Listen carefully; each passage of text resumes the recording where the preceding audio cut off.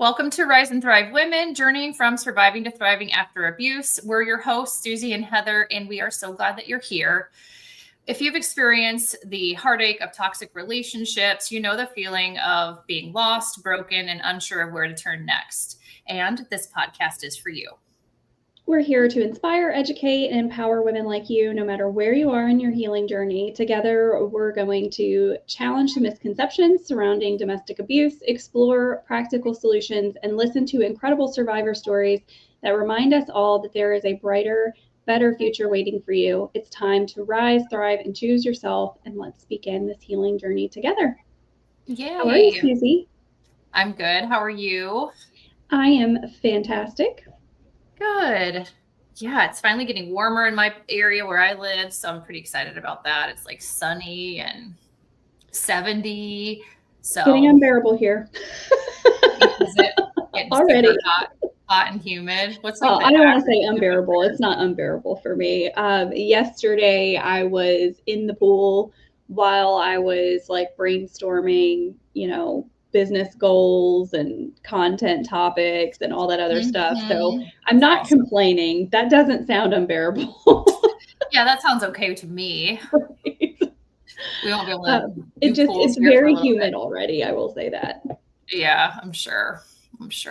Well, today we're doing our monthly Ask Us Anything. So for those of you watching, feel free to drop any questions that you have into the comments. Try to give us, as much detail as you can, just so that we're able to respond as well as we can.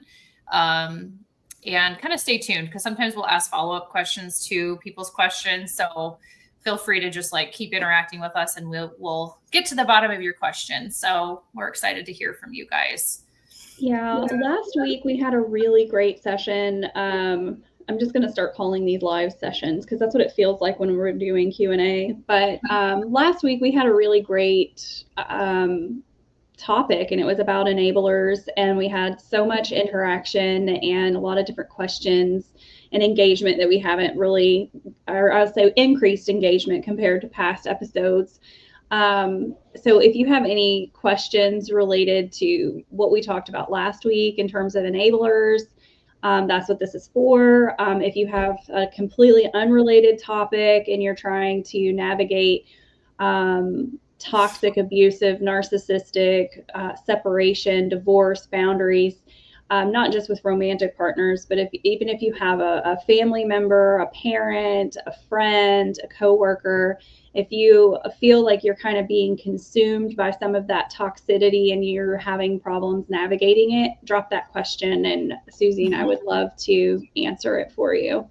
Yes, for sure. And if you have even future topics that you'd like us to spend time on in future episodes, we would love to hear those ideas too. Oh yeah, we did get a couple of recommendations last week that were really good, didn't we? Yeah. So anything goes. I thought we could talk a little bit just at the start here about what you and I have been working on behind the scenes, because it's super exciting and it's going to be launching soon. Yeah. Do you want to spill the beans, or do you want me to? We've talked briefly about it on here, but I can. So I'm gonna just briefly open the lid, and then I'm gonna let you take it from there. But okay. Susie and I have been working on a platform for women.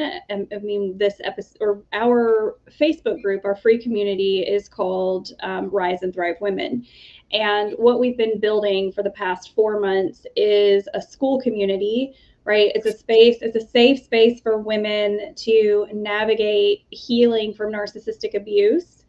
And it's the way that we've designed it is to help four different healing journeys. So the woman who is still stuck in active abuse, wanting to, whether you want to leave and try to figure out how to safely leave, or you don't have plans to leave and you just need to understand how to, support yourself and gain safety and boundaries that you need while you're still kind of stuck in this relationship. And then we have a lot of information. We have a course for navigating divorce. So if you have, it's not legal advice, it's more so personal and professional experience in terms of the clients that we've helped navigate through divorce in various states. So it's going to vary by that. And then we also have a section or a journey for people who are just trying to rediscover themselves, right? Like just they're past those first two pieces, and then they're like, well, who am I? And learning how to discover yourself. And I don't think there's anything like it. I'm really, really excited about it. And I'm going to stop talking now, Susie, and kind of let you. No, you're good. You summed it up. Well, but tell me, what are you most excited about? I think what I'm most excited about, like you said, is I don't think there's anything else out there like it either. And I think for me, it gets me excited because I think we're going to be able to provide people a really affordable space to navigate challenging situations, understand how to heal, start that healing journey. I know that not everyone can afford, weekly or every 2-week coaching sessions. And so I don't know, for me, I'm just super excited to be able to provide an affordable option for people and just a place where people can have that sense of community, because I think that is so important when you're in an abusive relationship or you're coming out of it, just to surround yourself with people who understand and who have been there and who aren't going to judge you. And it's just going to be a great space. So I'm really excited about that.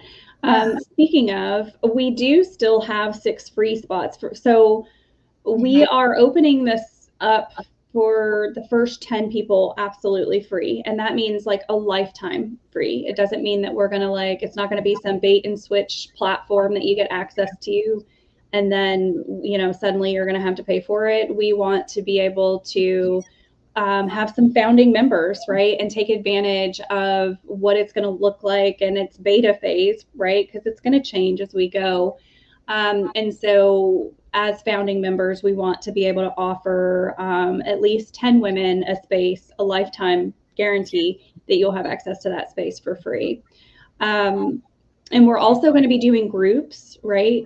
So there's going to be an opportunity for anyone who needs to talk to somebody. We will have regular scheduled meetings. Susie and I haven't exactly landed on a schedule yet. I think we were talking about biweekly, so I don't want to promise too much there, but the availability is there. There's going to be a lot of, other women in there that are going through the same thing. And then Susie and I are both certified in trauma recovery. And so our plan is to be available to you at least biweekly to host group sessions. So if anybody's interested in filling those last 6 spots, please drop a comment and let me know so that we can get you access. Yes. You can jump into our Rise and Thrive Women Facebook group too. That's another good way to keep notified of the launch of that and reach out to us and express your interest in having that membership, being part of that first 10. So the link to that is in the show notes for this episode. So, or you can just search on Facebook, Rise and Thrive Women, and you'll find it. So yes. So if exciting. You're seeing this on Instagram, the link is in my bio. Perfect. Yeah. So stay tuned on that. Have you seen any questions come in yet on your end? I haven't, but it looks like my screen is frozen on Instagram. Am I freezing a lot on your end? No. Okay, that's good. No, you're not at all. Maybe there's just a connection issue.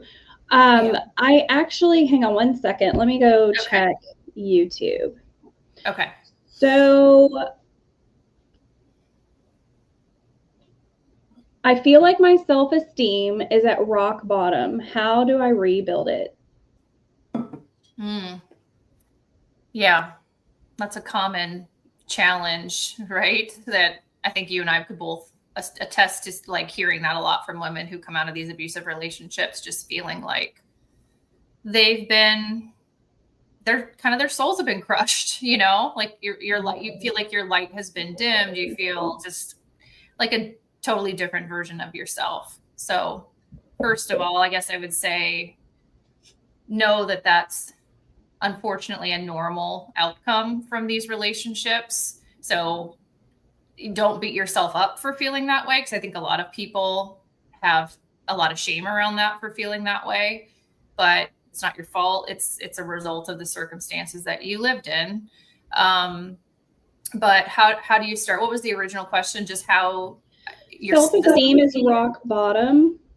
Mm-hmm. My self-esteem is rock bottom. How do I rebuild it? Okay. I would say that there's a lot of different approaches that you can take, but I'll kind of speak from things that I've seen work, and I know just from experience that work well. Find something that you love doing. Reconnect with, whether it's a new activity or something to like that you can do for yourself that makes you feel good. Just find that thing, find something that you really enjoy and do the thing. Like, I think like taking time for yourself and going out and actually doing those things for yourself is a good start to just building that foundation of self-confidence and self-worth and things like that. So something I did was I started doing martial arts as a way to heal. I didn't really realize at the time it was going to be such a healing thing, but I started doing martial arts with my kids, and they ended up dropping out maybe after a year, but there was something about it that just really helped me take my power back and just feel more confident in my own skin. It was a really welcoming, like the place I did it at, everybody was really positive, really welcoming. There was that sense of community. So that was just like a really great avenue for me personally. But I don't know, that's one thought that came to my mind. What comes to mind for you on how to build that self-esteem back? Yeah, I think it takes, well, it always takes time, but I think a lot of people start with physical activity because when you've been in traumatic, situation, like being in an abusive relationship, a lot of that energy gets like just cooped up and stored in your body. It doesn't have anywhere to go. So when you start to, and it like with martial arts, when you start saying that, that's what I've originally thought. I joined F45 and did like some crazy extreme workouts, and I have no idea what I was thinking, but it helped me. Like it was the biggest dopamine boost when I would get out of there. For sure. Well, and endorphins and all that other stuff that happens. But I think that it takes proving to yourself time and time again. That's why I say time, doing things like that. When you're moving your body, it helps release stored trauma, even though you don't see it at the time or feel it at the time. That's one way that you can help build your self-esteem back up. And then just kind of going outside of your comfort zone a little bit and proving to yourself the things that you've been doubting. I'm being really vague because I mean, for example, I had a client who went out and got a cat, like, and it was just like this big thing in the relationship where he wouldn't let her have, like, I don't know, she just wanted an animal forever, and she wasn't allowed to have the animal. And she just showed up one day and she was like, I went and got a cat. Awesome. Yeah. And it's just something very small and minor like that is like just slowly and small, whatever, incrementally stealing your power back or taking your power back or stepping into your, autonomy. Right. Start making decisions for yourself. All those things are really great. Yes. And I think I would say one other thing. There's so many, like I said, so many ways of going about this, and this one sounds a bit cliche. And I think, I don't know, 10 years ago, I probably would have rolled my eyes at it, but doing some positive affirmations can really go a long way. But a first step is really understanding and paying attention to that narrative that's going on in your head. So when you are having those moments of low self-esteem, low confidence, what are the messages that you're telling yourself? And I would say write those down. And then the next step is, what is a way to reframe that? How, like, what's the actual truth that you can start replacing that negative message with? So it's all about just replacing that narrative and being intentional about telling yourself these new truths. You could put these notes, where you can see them every day, on your bathroom mirror, or, on the refrigerator. Just have them around to remind yourself, repeat them to yourself, because it does rewire your brain. It does teach your brain to go to these new messages rather than continue to replay these false narratives that you've been fed in the relationship. So that's another thing I would recommend. Yeah. Some good recommendation. So, yeah. Good question. And anyone else who's just recently joined, we are doing a live Q&A. So feel free to drop your questions in, ask us anything. Nothing's off limits here. I did have a question that had come through one of my other platforms that I think is a really good one. It's, why do I still miss them? I think referring to the narcissist that they've left. Why do I still miss them, even though I know they were toxic? A good question. You want me to go? Sure.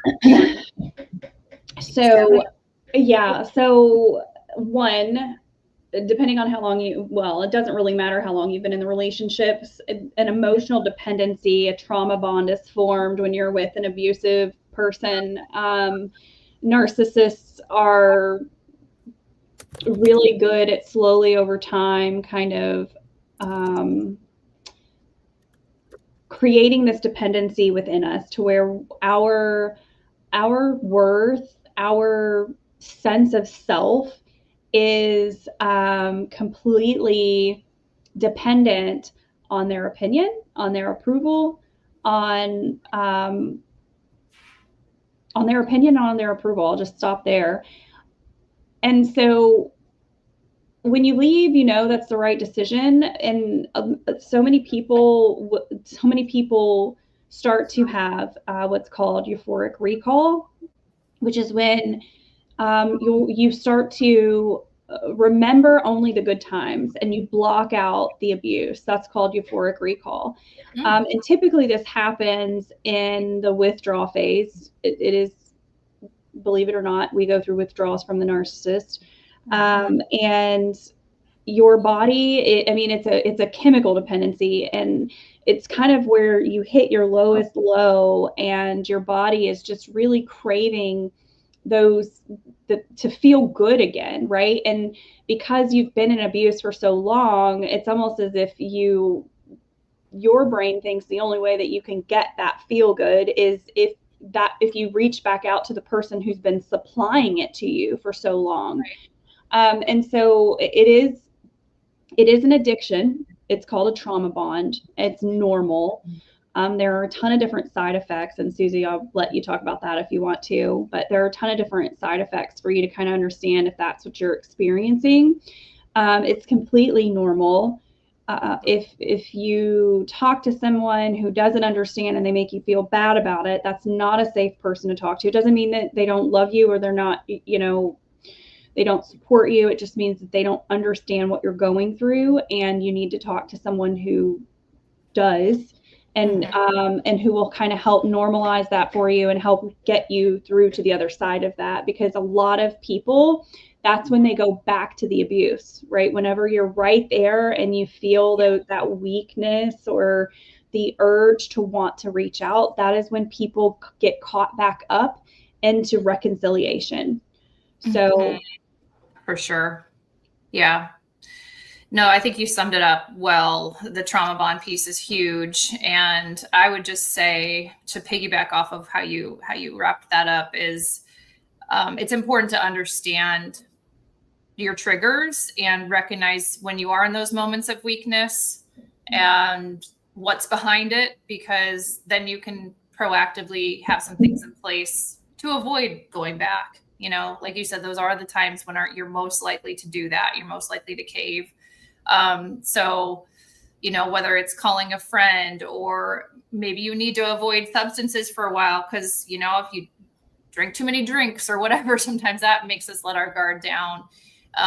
Remove reminders of that person from your space, take pictures down, delete contacts, don't look at their social media, because all of those things can also trigger that, that sense of longing or missing that person. So it's important you set yourself up for not falling into those traps. But another normal part of the healing process to start breaking those cycles. So good question. Any others from your side that you're seeing? I just typed it into. Oh, perfect. Yeah, I thought some of these that are coming from our different channels we can put up on the screen, at least so people can see what we're talking about. Are you able to highlight? Can you see what I put in the chat? I didn't see it. Oh, wait.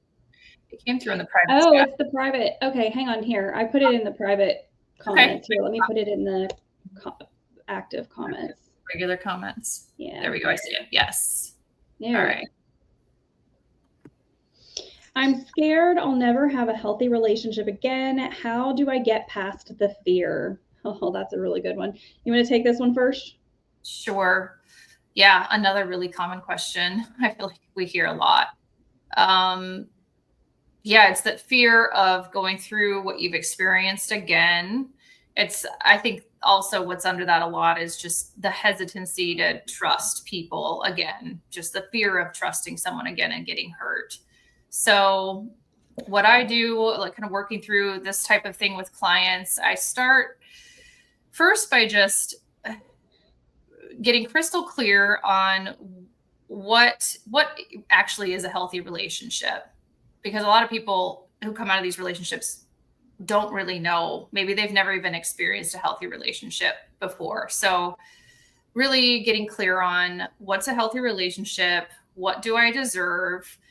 And I also like working with people on creating like a list of deal breakers and deal makers. So what are some red flags in relationships and what are some green flags in relationships? Again, just to get that clarity that deep down in your gut, like what you deserve and what you should be accepting in a relationship. Because I think when you have that information and you're confident in standing in that truth of what you deserve, you're so much less likely to fall into a toxic relationship again. You'll be able to identify the signs, you'll see the red flags, you're firm on what you deserve. So you're that much more likely to just walk away from those situations, set your boundaries and cut it off before it goes down that path again.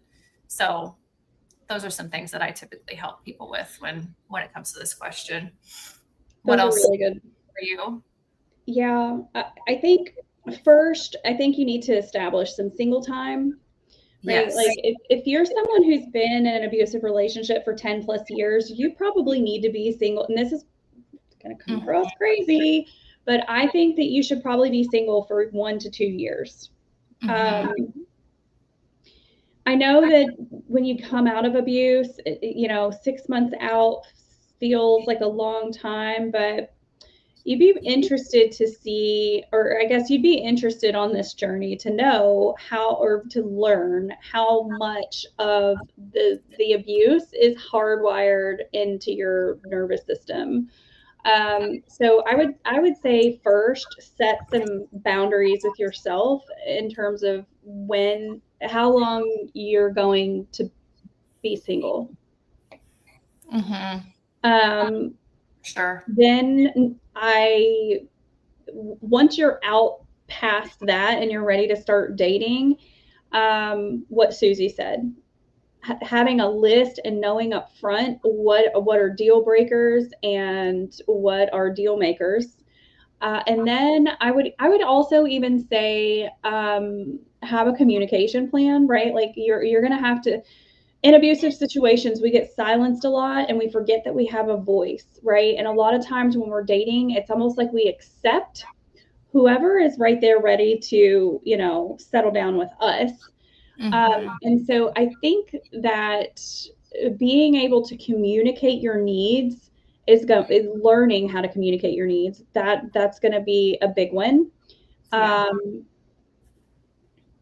Understanding how people react to conflict is a really big one. So if you're dating and you want to make sure that the person is safe, if you set a boundary and they reply with aggression or shame or guilt or manipulation, and you'll know if they do, right?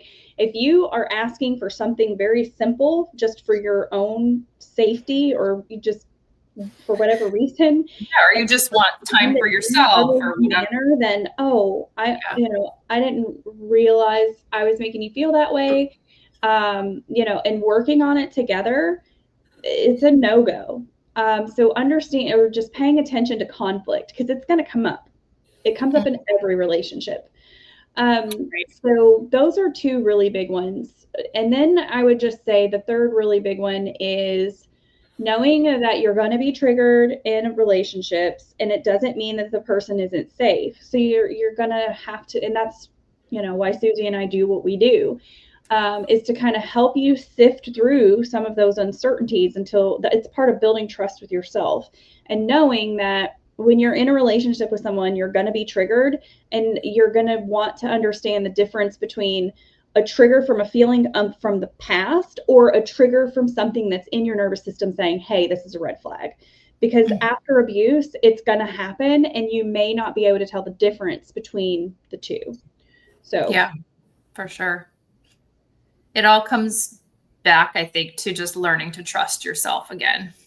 But sometimes that takes working through, doing some of these exercises, taking that time for yourself, like you said, to just find your own happiness and learn to be content by yourself and create a life for yourself that you love so much that you're not going to let anyone mess with that dynamic ever again. So good stuff. I like that question. I had one other come in through another channel here. I typed it in. So this one's also a really great question. Certain things still trigger me out of nowhere. What's the best way to handle that? Another really common outcome from abuse is just, being more easily triggered. Is there anything that comes to mind for you for that, Heather? Or if you want me to take it, it doesn't matter.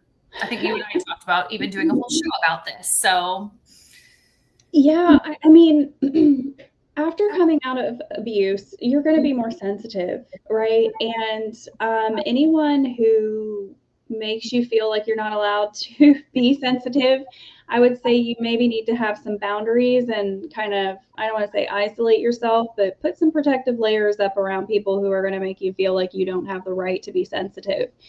So when you're coming out of abuse, you're going to be triggered a lot. I will say 90% of the people I have worked with are triggered not just by their exes, they're triggered by family, they're triggered by friends, and they feel like they're going completely insane. Sometimes because people make them feel that they're not, or make them feel like they're not allowed to have those feelings, or they're over exaggerating. And the truth of the matter is your nervous system is overloaded, and you need to learn how to balance that. And if you're being triggered out of nowhere, that's your body telling you that either, again, you're in you're in the presence of someone who isn't emotionally safe right now, or something is reminding you of the past, right? Like PTSD, CPTSD, you walk out of these relationships with one or both of those things. And the past is going to come back up, and it can be over something very, very small, like someone telling you that you missed a spot on a dish or something. If you've been in an abusive relationship with someone who was like super tidy and particular and meticulous and made you feel responsible for making sure everything was perfect all the time, which is very common, and someone makes a comment about anything being out of order, it can pull you right back into feeling like you're in active abuse, and it can activate those triggers. Sure. And I mean, the best way to handle it is to, I probably would have never been able to heal without therapy, if I'm being completely honest. Like, I had to have some voice of reason, someone safe that was telling me, you're having a normal reaction to an abnormal situation. You're having a normal reaction to an abnormal situation, and sift through all of the shit. I mean, that's what you're left with, so much baggage to go through. And I would say the best way to handle it is to find someone safe. If you can't afford a coach or a therapist, find someone safe and sound to kind of talk through, pull every trigger up. Right. And you inspect it, and you pull it apart, and you pull it apart, and you pull it apart until you get to the bottom of it. It won't happen in a day, but. Right. Yeah, for sure. Yeah, another super common thing. And like I said, I think you and I will plan on probably dedicating a whole episode to this topic at some point, because it is so common. And another thing that I think people have a lot of shame around, because I think following these relationships, we're oftentimes, if we are going to be triggered, it's either, most commonly, I would say, it's like either fear or anger and rage. And those are typically labeled as like bad emotions, especially anger, and then we feel ashamed because how can I be triggered so easily? Like, what's wrong with me? Have I not healed? Have I not done enough to heal? And, we just want to say, like, there's no need to feel ashamed about that, because you are having a normal reaction to an abnormal situation. So be gentle with yourself. And there are ways, and we'll dedicate more time on this to a future episode, to build that nervous system regulation so you aren't triggered so easily, and to even create some plans for yourself that are tailored to exactly what's triggering you and how can you work yourself out of that state of, usually it's fight or flight type of energy. So there are ways to work on that. So I think journaling is a really good one too. Journaling, even if it doesn't feel like it's serving a purpose while you're doing it, can actually serve a lot. It can hold a lot of value in the future, because it'll help you see your progress. I have journals from 2 years ago that sometimes, like, I still get triggered. Okay. I will say this. I was a very, very highly sensitive person. I've always been a highly sensitive person. To the point where people would say, "Oh my God, you're so sensitive." You're so sensitive. Yeah. Why are you so sensitive about everything? And then even that would like make me mad, because I mean, that was like teenage years, started there. Okay. You're so like, I'm not sensitive. Knowing, I'm not sensitive. I'm not sensitive. But I think now, being an adult and going, like, having just like decided to dive all the way into this, I can say I am a highly sensitive person. I have always been a highly sensitive person. I still get triggered. The way I handle my triggers is 10 times different today versus 10 years ago, right? And it took me, God, I'm going to be 40 this year. So it's taken me 40 years to learn that it's okay to be sensitive. And I don't even have to react to people who don't understand. If you don't understand, I don't give a shit if you don't understand. I'm just going to tell you, well, it upset me, and that's it. But I won't get mad at that person for not understanding anymore. But when you get out of abuse, you're even more so sensitive. Like, you're way more sensitive. A lot of it has to do with, I believe, polyvagal theory. We probably don't have time to go into that today, but if you're interested in understanding what that is, you go to the Google and look up polyvagal theory. But it, in a nutshell, it's like the vagus nerve is our longest nerve in our body. It goes from the back of our cranial all the way down to our colon. And so there are nerve endings that go from the duration of your spine into all the different parts of your body, and impacts your sense. It impacts your smell, like all the senses, right? Touching, feeling, or touching, smelling, sound, like everything. Yeah. And so when you get out of abuse, a lot of times it's almost like that vagus nerve is activated without you realizing it. So even touches and smells, like those sort of things can trigger you. And so I will say, get used to, I guess, first accept that it's okay to be sensitive and there's nothing wrong with you, even if people are making you feel like something is wrong. And I think the second piece is to learn to navigate. Learn. Once you accept it, then it's like, okay, what now? What do I do with this information now? And so as a person who has been trying to walk this healing journey for 5+ years, I will tell you that I still get triggered, and it's okay. The way that I handle them now, I think, is better than I did 5-10 years ago.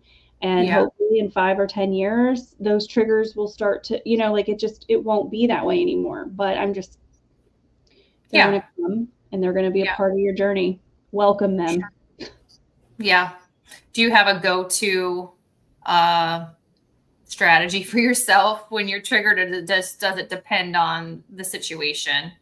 Like you mentioned journaling. Is there anything else you like to do that helps work you out of that trauma response? Yeah, I think, but even it's taken me a long time to be able to categorize or organize the feelings, even because it used to just be like heart racing, chest tightening, and it just feels like I can't breathe, or if something bothered me and I like my heart would just race because I wanted to say something and I was afraid to, those sort of things would happen. Now, I think I've gotten to a point where sometimes, like if it's like worked up energy where it's like anger, I need to move my body, right? And so sometimes it's a walk. Sometimes it's just overwhelmed from all the adulting that we have to do on top of, like other people's needs or just everything kind of coming down, and it's overwhelm, in which case I need to do something soothing and slow and relaxing that'll kind of bring me back down. And honestly, it really just depends on how much time I have. Sometimes I will paint. That's fun, but that doesn't happen all the time because it takes a lot of time.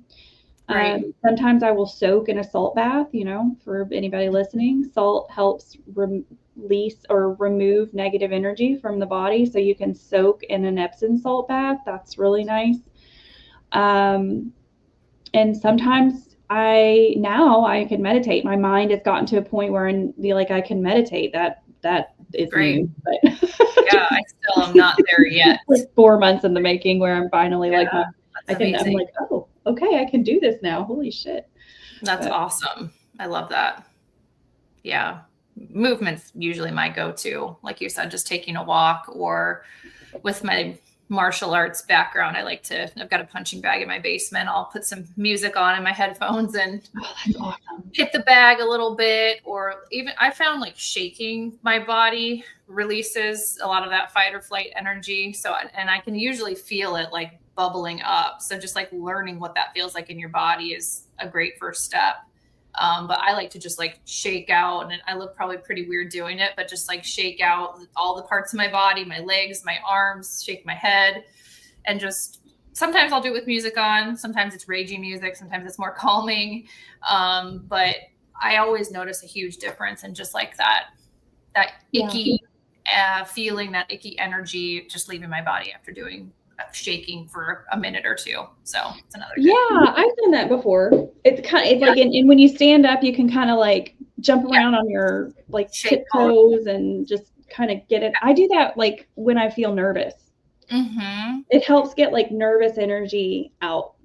Yeah, I love it. I mean, you see animals in the wild doing it, like how dogs will shake their bodies after maybe like a altercation with another dog or whatever. It's that's a good point.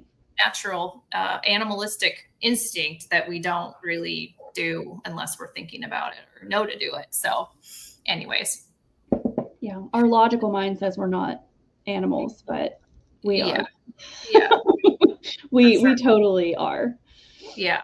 Should we take one more question? Do we have any questions on Instagram? If you're watching on Instagram, can you tell, like, am I frozen? It still looks like my face is frozen on Instagram. Like, both of us are just kind of frozen on Instagram, but we've had some people join. At least, or we're like, the frozen faces are always. Oh, mine is like this it's like, I'm forever sipping tea on Instagram right now. That's what it looks like for me. So if I have any Instagram viewers listening right now, it looks like I do. I can't tell if there's a viewer or if my screen is frozen. Tell me if you can see us or if my screen is frozen, please. In the meantime, let me hop over here. I have time for one more question if you see anything on your end. Oh, here's a good one. I'm going to pop it over into our comments here. Okay. Oh, the suspense, it's killing me. I'm going to let you take that one, Susie. Oh, boy. Okay, here we go. I saw it. I see it. All right, so the question is, can a narcissist ever really change, or should I just accept that they never will?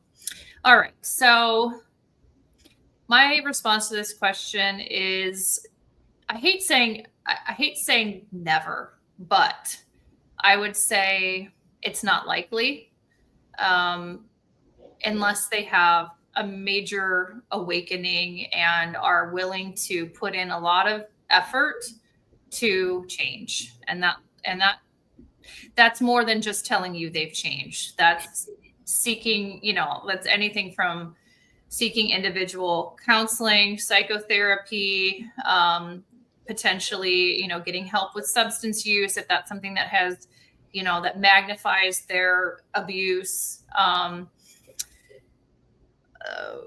There's a lot of healing work that would have to happen to fully change. It's not expecting you to fix them or for you to go get your own counseling because you're part of the problem. It's really, they have to acknowledge that they have been the one at the source of these issues in the relationship when it comes that stem from their abuse. So it takes a lot of time and it takes a lot of work, and a lot of, most narcissists aren't going to take that accountability for the mess that they've created. So that's my response, is just, it's not likely. Yeah. Well said. Yeah. I'm glad that you clarified working on yourself. If they're diagnosable, and a lot are, they just don't seek therapy. And a lot of them that do, I mean, if you follow any of the experts like Dr. Ramani, they will tell you that most of the time, one of the reasons why they are sometimes misdiagnosed is because a lot of the things that they say, they're victims, right? Like they're victims in their stories, and sometimes it's hard for therapists to spot. I will just say that. And so by working on yourself, it doesn't mean, working on your physical, like your physique, and trying to, or appearing to be a decent human being. It means like showing up and going to actual psychotherapy for a very long period of time. I mean, if you've gone through a healing journey and you understand the depths that you have to go through just to heal after abuse, then it should put into perspective what sort of work an abuser has to do on themselves in order to make real change. So for sure. Yeah. Just remember, it's not up to you to get that change to happen. Yes. So. And you're not responsible for fixing them. Right. Absolutely. All right. Good questions today. Anything else? I don't see anything else on my side. So maybe we wrap up with that one. I never got a response on Instagram either. So it's very possible that something happened. It started happening when we were talking about school. So that's a bummer. Yeah. Well, hopefully better luck next time. So All right. I will go ahead and close us out then. All right.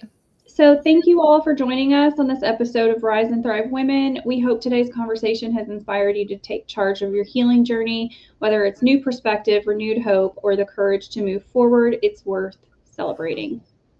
And remember, your story is still unfolding and your past does not define you. Within you lies strength, power, and limitless potential. Embrace it.